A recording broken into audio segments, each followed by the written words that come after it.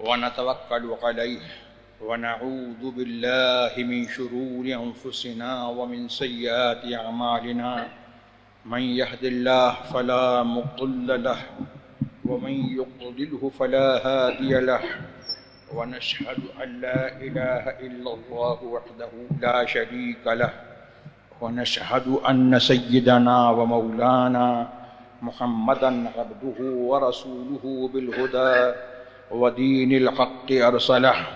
صلى الله تبارك وتعالى عليه وسلم صلاة وسلاما عليك يا سيدي يا رسول الله صلى الله تبارك وتعالى عليه وعلى آله وصحبه وبارك وسلم أبدا. أما بعد فأعوذ بالله من الشيطان الرجيم. يا أيها الذين آمنوا إذا نودي للصلاة من يوم الجمعة فاسعوا إلى ذكر الله وذروا البيع. صدق الله مولانا العلي العظيم وبلغنا رسوله النبي الكريم الأمين المكين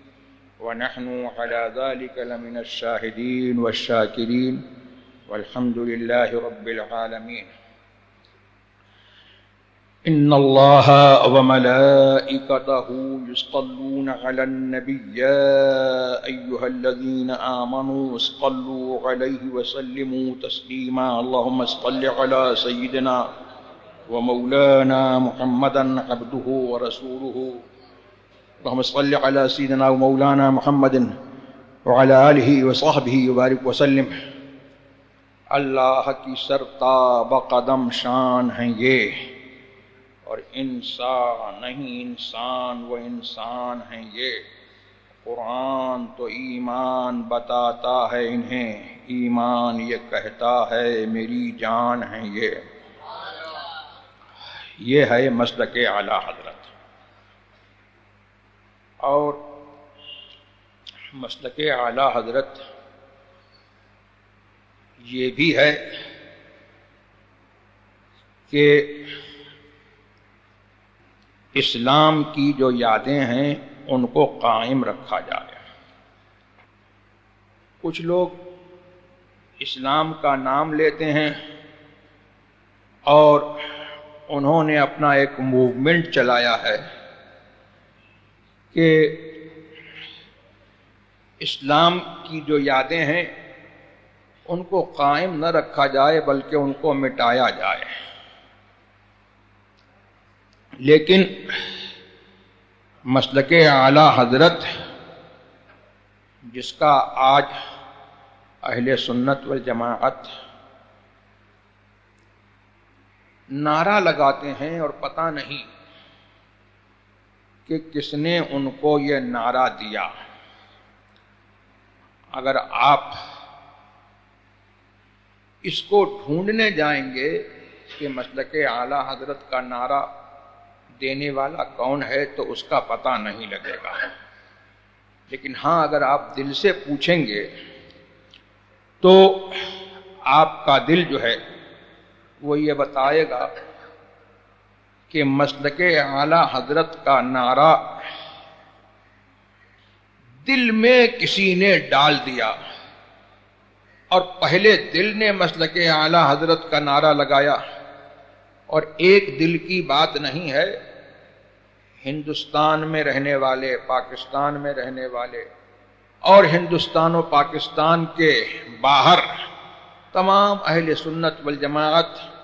کے دلوں کی آواز یہی ہے. سب کے دلوں میں یہ نعرہ جو ہے پہلے لگا کہ مسلک اعلیٰ حضرت. اب مسلک اعلیٰ حضرت جو ہے وہ کیا ہے؟ یہ کوئی نئی چیز ہے یا کوئی نیا مذہب ہے؟ کوئی انوویٹڈ ریلیجن ہے جو اعلیٰ حضرت عظیم البرکت فاضل بریلوی رضی اللہ تبارک و تعالی عنہ نے اپنے نام سے، اپنے ٹائٹل سے جو ہے جس کو انوویٹ کیا اور جس کو اعلیٰ حضرت نے ایجاد کیا؟ تو آپ جب قرآن کی اور حدیث کی اسٹڈی کریں اور اس کی گہرائی میں جائیں تو آپ کو یہ معلوم ہوگا کہ مسلک اعلی حضرت عظیم البرکت فاضل بریلوی رضی اللہ تبارک و تعالی عنہ کوئی انوویٹڈ ریلیجن نہیں ہے. It is not any innovated religion in the name of Allah Hazrat, but it is the other name of مسلک اہل سنت. یہ مسلک اہل سنت والجماعت کا جو ہے وہ دوسرا نام ہے. اور مسلک اہل سنت والجماعت کے جتنے بلیوز ہیں اور جتنی پریکٹسز ہیں وہ سب کے سب جو ہے ویریفائیڈ ہیں. قرآن عظیم نے ان کو ویریفائی کیا ہے, حدیث نے ویریفائی کیا ہے, اور ہمارے سارے پریکٹسز جو ہے وہ آج سے نہیں. آج جو ہے آپ یہ کہہ لیجئے کہ اس زمانے میں, یا آپ اور آگے چلے جائیے 150-200 برس پہلے, کہ اس زمانے سے جو ہے کچھ جو ہے الگ الگ وہ لوگوں نے جو ہے ٹائٹل رکھ دیے. کوئی بریلوی کہلانے لگا, کوئی دیوبندی کہلانے لگا, لیکن جو مسلک اعلی حضرت ہے اور جس کو بریلوی تانے کے طور پر اور مذاق کے طور پر جن کو دوسرے لوگ جو ہے بریلوی کہتے ہیں, ان کے پریکٹسز وہ ہیں جو قرآن کریم نے جو ہے جس کی تصدیق جو ہے اس وقت اتاری جب وقت نہیں تھا, زمانہ نہیں تھا. قرآن کریم جو ہے ہم کو یہ ارشاد فرما رہا ہے. آج چونکہ جمعہ کا دن ہے, مجھ سے ہمارے فاروق بھائی نے کہا کہ چونکہ یہ مہینہ جو ہے, انہوں نے مجھے یاد دلایا کہ یہ مہینہ جو ہے ہمارے سرکار ابد قرار جناب احمد مجتبیٰ محمد مصطفیٰ صلی اللہ تبارک و تعالی علیہ وسلم کا مہینہ ہے, جس مہینے میں سرکار تشریف لائے. ان کی میلاد کا مہینہ ہے, تو آپ جو ہے کچھ اس کے اوپر بول دیجئے. تو میں نے جو ہے آیت کریمہ جو ہے وہ پڑھی ہے جس میں جمعہ کا دن ہے, جس میں جمعہ کا ذکر ہے, اور قرآن نے ارشاد فرمایا اے ایمان والو, اے ایمان والو, جب جمعہ کے دن اذان دی جائے تو اللہ کا ذکر, اور اللہ کے ذکر سے مراد جو ہے وہ خطبہ ہے. اللہ کے ذکر کو یعنی جو امام خطبہ پڑھے اس خطبے کو سننے کے لیے چل پڑو اپنے گھروں سے, اپنے کاروبار سے, اپنے بزنس سے, اپنی دکانوں سے چل پڑو. وَذَرُوا الْبَيْعَ, اور اپنی بزنس کو, خرید و فروخت کو اور سارے معاملات کو, دنیا کے معاملات کو چھوڑ دو اور خطبے کے لیے چل پڑو. تو یہ جو ہے تھوڑی دیر کو آپ جو ہے آپ مجھے اپنا اٹینشن دیجئے. میں یہ پوچھتا ہوں کہ قرآن کریم نے جو ہے یہ جمعہ کے دن کی خصوصیت رکھی کہ جب جمعہ کے دن جو ہے وہ اذان دی جائے, تو اس خصوصیت سے یہ معلوم ہوا کہ اللہ تبارک و تعالی نے اسپیشلی جس دن کو اللہ نے مینشن کیا ہے, اللہ کے یہاں جو ہے اس کی بڑی عظمت ہے. بے شک جمعہ کا دن جو ہے بڑی عظمت والا دن ہے. اللہ تبارک و تعالی نے اس کو اسپیشلی مینشن کیا اور اس کی اذان کو مینشن کیا, اس کی نماز کو مینشن کیا. تو جمعہ کی اذان ہر اذان جو ہے وہ بڑی برکت والی ہے, اور ہر اذان جو ہے وہ اللہ تبارک و تعالی کے یہاں جو ہے بہت ہی امپورٹنس والی ہے. لیکن جمعہ کی اذان کی جو ہے کچھ خاص بات ہے, اور ہر نماز جو ہے وہ اللہ کی عبادت ہے, لیکن جمعہ کی نماز کی جو ہے وہ کچھ خاص بات ہے. بے شک یہ سب کچھ صحیح اپنی جگہ پر ہے. تو جمعہ کا دن جو ہے اس کے بارے میں حدیث پاک میں آتا ہے کہ جمعہ کا دن یہ وہ دن ہے جس دن حضرت آدم علی نبینا علیہ الصلوۃ والتسلیم پیدا ہوئے, اور یہی وہ جمعہ کا دن ہے جس دن حضرت آدم علی نبینا علیہ الصلوۃ والتسلیم دنیا میں تشریف لائے, اور یہی جمعہ کا دن جو ہے وہ دن ہے جس دن حضرت آدم علی نبینا علیہ الصلوۃ والتسلیم دنیا سے تشریف لے گئے, اور یہی وہ جمعہ کا دن ہے جس دن جو ہے وہ سور پھونکا جائے گا. یعنی قیامت سے پہلے جو ہے قیامت کی تیاری میں اور پریپریشن میں جو ہے سور پھونکا جائے گا. اور یہی وہ جمعہ کا دن ہے جب قیامت قائم ہوگی، اور یہی وہ جمعے کا دن ہے جب اللہ تبارک و تعالی فیصلہ فرمائے گا اور لوگ جن کے نصیب میں جو ہے جنت ہے وہ اپنے اپنے منزلوں کو جو ہے جائیں گے اسی جمعے کے دن۔ تو اب ہم کو جو ہے کیا اب ہم کو جو ہے یہ کہیں سے جو ہے سند لینے کی ضرورت ہے؟ ہم کو پتہ لگ گیا کہ اللہ تبارک و تعالی نے کچھ اپنے بندوں کے دن خاص رکھے ہیں، اور ان خاص دنوں کو اللہ تبارک و تعالی نے جو ہے وہ مقرر فرما دیا ہے، اور ان دنوں کی جو ہے اللہ تبارک و تعالی نے یاد قائم کر دی ہے۔ تو جمعہ کا دن جو ہے وہ ہمارے لیے جو ہے وہ عید کا دن ہے، اس لیے کہ آدم کی پیدائش اسی دن ہوئی۔ جمعہ کا دن ہمارے لیے عید کا دن ہے کہ ہمارے باپ حضرت آدم علی نبینا وعلیہ الصلوۃ والتسلیم جو ہول مین کائنڈ کے فادر ہیں، وہ مطلب یہ ہے کہ اسی دن دنیا میں تشریف لائے۔ اور ہمارے لیے جمعہ کا دن جو ہے وہ اس وجہ سے بھی جو ہے برکت والا ہے کہ اسی دن جو ہے ہمارے باپ حضرت آدم جو ہے اس دنیا سے تشریف لے گئے۔ معلوم یہ ہوا کہ مسلک اہل سنت جو ہے وہ قرآن سے جو ہے ویریفائیڈ ہے۔ ہم جو برتھ ڈے مناتے ہیں وہ بھی جو ہے قرآن سے اس کی سند ہے، اور ہم اپنے بزرگوں کی دنیا میں رہنے کی جو ہے خوشی مناتے ہیں اس کی بھی سند قرآن میں ہے، اور جو ہم بزرگوں کا عرس مناتے ہیں اس کی بھی سند قرآن شریف میں ہے۔ اور حضرت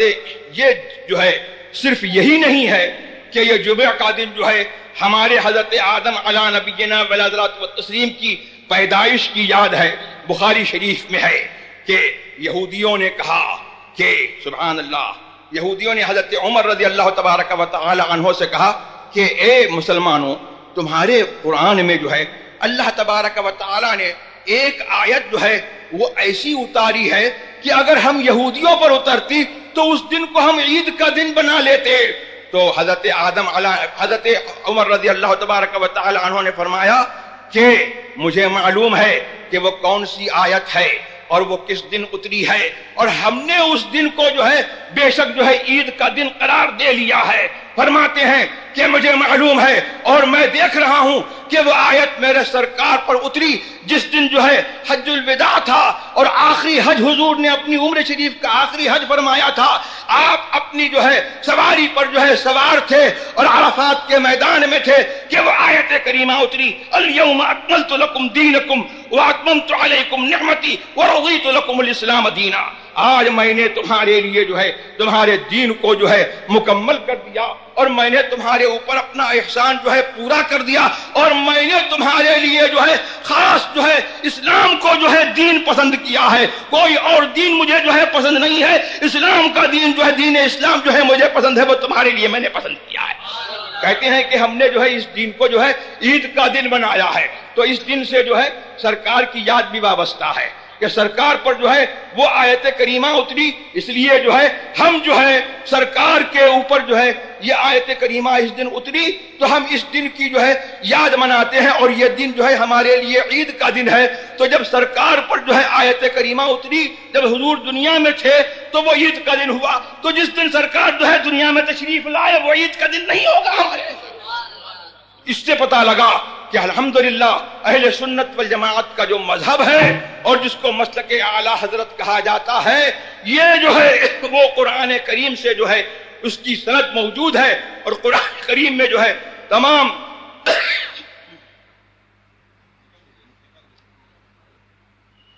تو قرآن کریم میں سبحان اللہ سب کچھ ہے، لیکن سمجھ کس کو آتی ہے؟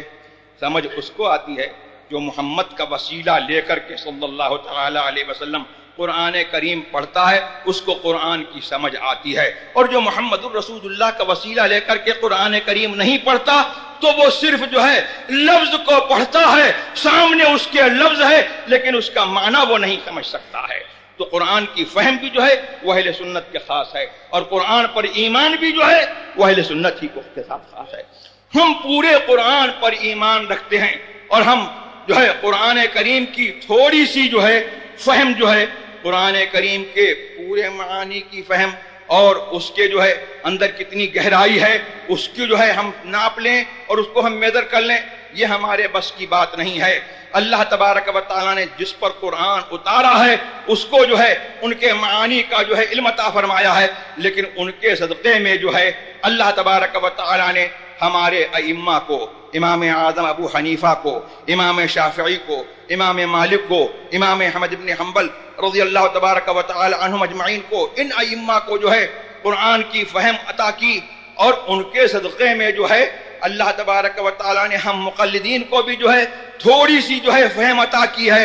اور انہی کی محنت پر کہ انہوں نے یہ کہا کہ یہ چیز فرض ہے،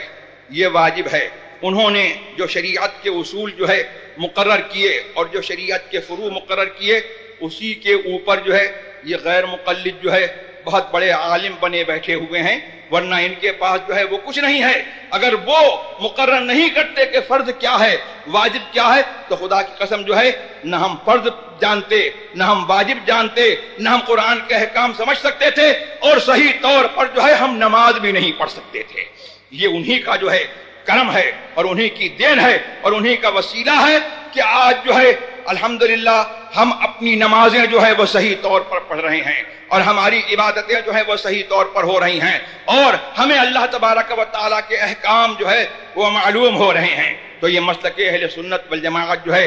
یہی جو ہے اسی کو جو ہے پہچان کے لیے مسلک اعلیٰ حضرت کہا جاتا ہے۔ تو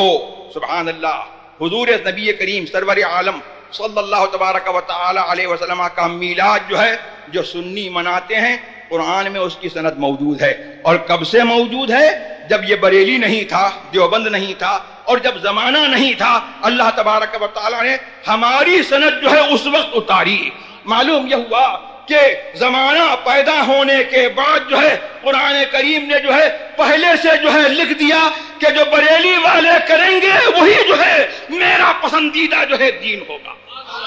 اور وہی جو ہے وہ ہوگا کہ جس کی سند جو ہے میں پہلے سے اتارے دے رہا ہوں۔ بریلی کے مولانا احمد رضا خان نے جو ہے اگر جو ہے میلاد کے اوپر فتویٰ دیا ہے تو اپنے اوپر سے طرف سے نہیں دیا ہے، یہ قرآن کریم سے ثابت ہے، حدیث سے ثابت ہے۔ اللہم صلی علی سیدنا ومولانا محمد عافیۃ الابدان وشفائها وقطب القلوب دوائها ونور الابصار وضیائها وآلہ صحبہ بارک وسلم۔ ایک پلے میں یہ دونوں اور ایک پلے میں یہ ایک، دونوں عیدوں سے نہیں کم عید میلاد رسول۔ تو ہمیں اللہ تبارک و تعالی نے جو ہے حضور نبی کریم سرور عالم صلی اللہ تبارک و تعالی علیہ وسلم کے ذریعے سے جو ہم کو نعمت عطا کی ہے، تو اس نعمت کا جو ہے ہم کوئی شکر ادا نہیں کر سکتے، اور اللہ نے جو نعمت بندے کو عطا کی ہے اس کسی معمولی نعمت کا بھی جو ہے بندہ شکر ادا نہیں کر سکتا۔ اور قرآن کریم نے ہم کو حکم دیا ہے وَأَمَّا بِنِعْمَةِ رَبِّكَ فَحَدِّثْ، اے لوگو اپنے رب کی نعمت کا چرچا کرو، اپنے رب کی نعمت کا چرچا کرو۔ تو حضور نبی کریم سرور عالم صلی اللہ تبارک و تعالی علیہ وسلم ایک حدیث میں فرماتے ہیں کہ انا نعمت اللہ، میں اللہ تبارک و تعالی کی نعمت ہوں، اور انا رحمت مہدہ، اور میں اللہ تبارک و تعالی کی وہ رحمت ہوں کہ ایز اے پریزنٹیشن اللہ تبارک و تعالی نے ہول مین کائنڈ کے لیے جو ہے مجھ کو بھیجا۔ تو اس نعمت کا شکریہ ادا کرنا تو یہی ہے کہ ہم ان کا ذکر کریں اور ان کی عید میلاد کو ہم منائیں اور اس کی خوشی ہم منائیں۔ یہ ان کا شکریہ ادا کرنا نہیں ہے کہ ان کی عید میلاد کو بند کیا جائے یا ان کے ذکر کو بند کیا جائے۔ اسی لیے میرے اعلیٰ حضرت فرماتے ہیں کہ ذکر خدا جو ان سے جدا چاہو نجدیو، واللہ ذکر حق نہیں کنجی سقر کی ہے۔ اور اسی لیے جو ہے کلمے میں اللہ تبارک و تعالی نے جو ہے لا الہ الا اللہ کے ساتھ محمد الرسول اللہ اسی لیے رکھا ہے کہ اگر تم کو جو ہے ایمان والا ہونا ہے تو جب تک ان کا نام نہیں لوگے، ان کا وسیلہ نہیں پکڑو گے اور ان کا احسان نہیں مانو گے، ہرگز ایمان والے نہیں ہو سکتے۔